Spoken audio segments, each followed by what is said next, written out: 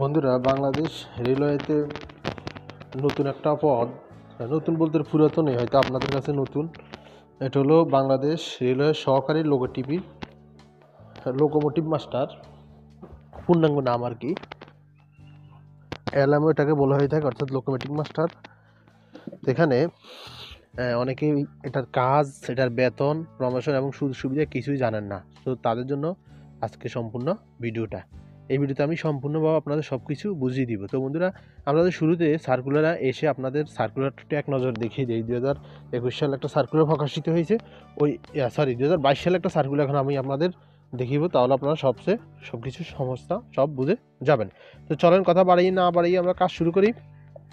তো পুরো ভিডিও শুরু করার একটি কথা, আপনি চ্যানেল নতুন হয়ে থাকলে এখনই চ্যানেলটি সাবস্ক্রাইব করে পাশে থাকা বেল আইকনটা অল করে দিবেন নিত্য নবীন চাকরি সবার আগে পাওয়ার জন্য। তো চলেন আমরা সার্কুলারে চলে যাই।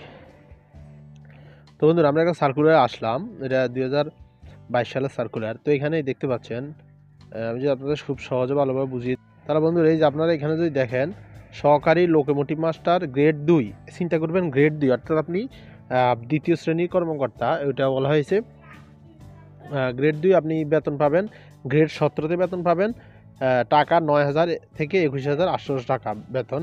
তো বন্ধুরা, আপনি প্রায় 16-17 হাজার শুরুতে পেয়ে যাবেন। পর্যায়ক্রমে এইভাবে আপনার বেতন বৃদ্ধি পাবেই। এখানে বয়স আপনাকে সর্বোচ্চ 18 থেকে 30 বছর পর্যন্ত আপনি আবেদন করতে পারবেন। কোনো শিক্ষিত শিক্ষা বোর্ড হতে অনন্য এইচএসসি পাস লাগবে বিজ্ঞান শাখায়। বন্ধুরা, এখানে অনেকে কমেন্টস করতেছেন যে ভাই আমি মানবিক বা কমার্স, আমি কি আবেদন করতে পারবো না? ভাই, আপনাকে অবশ্যই বিজ্ঞান শাখা থেকে পাস করতে হবে। পুরুষ মহিলা উভয় কিন্তু এখানে আবেদন করতে পারবেন বন্ধুরা। তো বেতনটা সম্পর্কে জানলেন, আপনারা বয়স সীমা, শিক্ষার যোগ্যতা জানলেন। আর অনেকে বললো যে সমমান পরীক্ষাও উত্তীর্ণ, এটা বলতে কি বুঝো? অর্থাৎ আপনি যদি ইন্টার সমতুল্য বিদেশ থেকে কোনো সার্টিফিকেট অর্জন করে থাকেন তাহলে হবে, অথবা ডিগ্রি মাস্টার সার্টিফিকেট অর্জন করে থাকলে আপনি আবেদন করতে পারবেন। তবে অবশ্যই এসএসসি আপনার বিজ্ঞান শাখা পাস করতে হবে। তবে এসএসসি অন্য যে কোনো শাখা থেকে পাস করলে সমস্যা নেই, কিন্তু এসএসসি বিজ্ঞান শাখা পাস করতে পারবেন। এখানে এতিম এবং শারীরিক প্রতিবন্ধী সকল জেলায় আবেদন করা যায়। রেলওয়ে পোষ্য কোটা হলে আপনি সকল জেলায় আবেদন করতে পারবেন। তবে আপনার বাবা মা অবশ্যই সর্বনিম্ন 20 বছর চাকরি হতে হবে। তো বন্ধুরা, এটা শেষ, এখানে আর কিছু আলোচনা করার নেই, আমরা এখন চলে যাব। আর বন্ধুরা, এই সার্কুলার লিঙ্কটা আমি ডিসক্রিপশন বক্সে দিয়ে দেবো। ওইখান থেকে আমি পুরো সার্কুলার বিষয়ে আলোচনা করেছি, ওই ভিডিওটা দেখলে আপনারা বুঝতে পারবেন। তো চলেন আমরা এখন অন্যান্য সুযোগ সুবিধা চলে যাই। তো বন্ধুরা, বেতন সম্পর্কে আমরা এখন আলোচনা করলাম, এবার আমরা চলে আসবো প্রমোশন। তো বন্ধুরা, লোকোমোটিভ মাস্টার মূলত এটা সহকারী মাস্টার হয়ে থাকে, অর্থাৎ রেলের যে সহকারী মাস্টার ওইটা। তো এখানে প্রমোশনটা হয়ে থাকে আপনি পর্যায়ক্রমে, যখন আপনার চাকরি 10-15 বছর হবে, পর্যায়ক্রমে আপনি কিছু পরীক্ষা হবে, পরীক্ষার মাধ্যমে আপনাকে পূর্ণ মাস্টার, অর্থাৎ পূর্ণ সহকারী লোকোমোটিভ মাস্টার থেকে সম্পূর্ণ লোকোমোটিভ মাস্টার হিসাবে আপনি যোগদান করবেন, অর্থাৎ আপনার পদোন্নতি হবে। এটা তো অবশ্যই পদোন্নতি আছে, তখন বেতন বৃদ্ধি পাবে, আপনার সম্মান বৃদ্ধি পাবে, সব কিছু আপনার বৃদ্ধি পাবে, কাজ কমে যাবে এবং আপনি পূর্ণাঙ্গ একজন মাস্টার হয়ে যাবেন, অর্থাৎ পূর্ণাঙ্গ একজন ট্রেনের ড্রাইভার হয়ে যাবেন।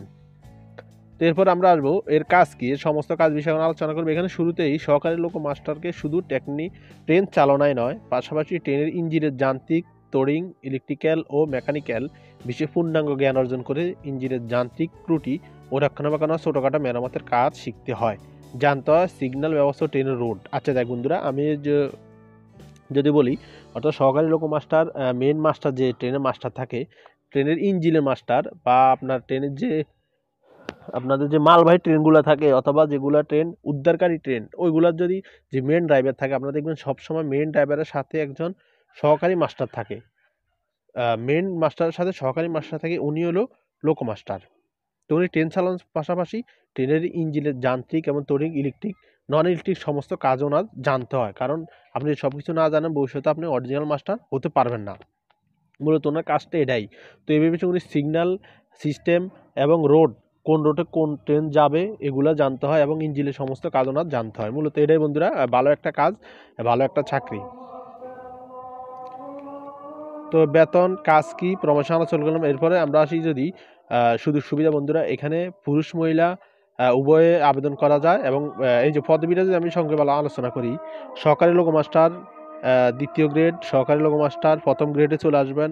তারপর সাব লোকো মাস্টার গ্রেড দ্বিতীয়, লোকো মাস্টার গ্রেড প্রথম, অর্থাৎ ওই সহকারী থেকে পর্যায়ক্রমে লোকো মাস্টারে চলে আসা যায়। এই যে এখানে সংক্ষেপে দেওয়া আছে পদের নাম সহকারী লোকমাস্টার ALM গ্রেড 2 শিক্ষক যোগ্যতা SSC বিজ্ঞান সমান বেতন স্কেল 9000 গ্রেড 17 এগুলোই মূলত এখানে দেওয়া আছে বন্ধুরা। তো বন্ধুরা এরা অনেক ভালো একটা চাকরি, সুযোগ সুবিধা অনেক ভালো।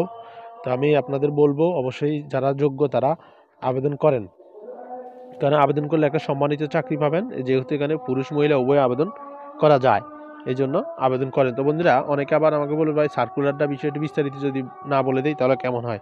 তো চলেন আমরা সার্কুলার বিষয়ে আরেকটা আপনাদের বলে দিই। এই যে বন্ধুরা এখানে মূলত এটা হলো সম্পূর্ণ সার্কুলার, এটা প্রকাশিত হয়েছিল 2022 সালে। তো সেই সার্কুলারটা আমি আপনাদের দেখাবো।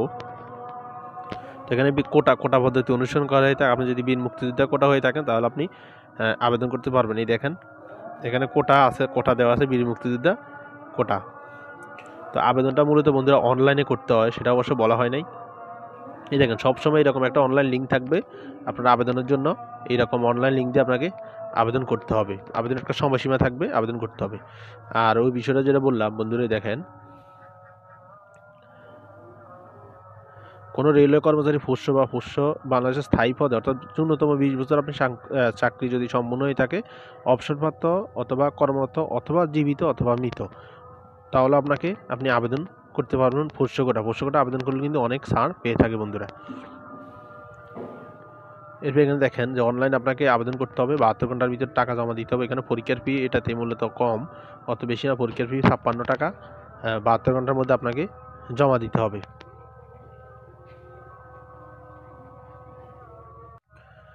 এই যেখানে কীভাবে আসলে চড়াবেন ওগুলো সবই আছে, আমি পুরো একটা ডিসক্রিপশন বক্সে দিয়ে দিব, ওইখানে আপনারা আবেদন করতে পারবেন। তো বন্ধুরা এখানে যারা আবেদন করবেন তাদের একটা বিষয় আমি বলে রাখি, অবশ্যই অনলাইনে আবেদনের টাকা জমা কাজটি আপনি নিজেই করবেন। এই ক্ষেত্রে অন্য কোনো মাধ্যম থেকে উক্ত কাজটি সম্পূর্ণ করে প্রার্থী প্রতারিত হলে কর্তৃপক্ষ দায়ী থাকবে না। বন্ধুরা এটা একটা ভালো খবর, কারণ আপনি উল্টাপাল্টা আবেদন করলে কিন্তু একবার আবেদন ক্যান্সেল হয়ে গেলে আপনার আবেদন ফিটাও চলে গেলেও আবেদনটা সাকসেস হলো না। দেখেন যা আপনারা এখনও যদি সার্কুলার বিষয়ে কিছু না বুঝে থাকেন অবশ্যই আমাকে কমেন্টস করবেন, ইনশাল্লাহ আমি আপনাদের উত্তর দিয়ে দিব।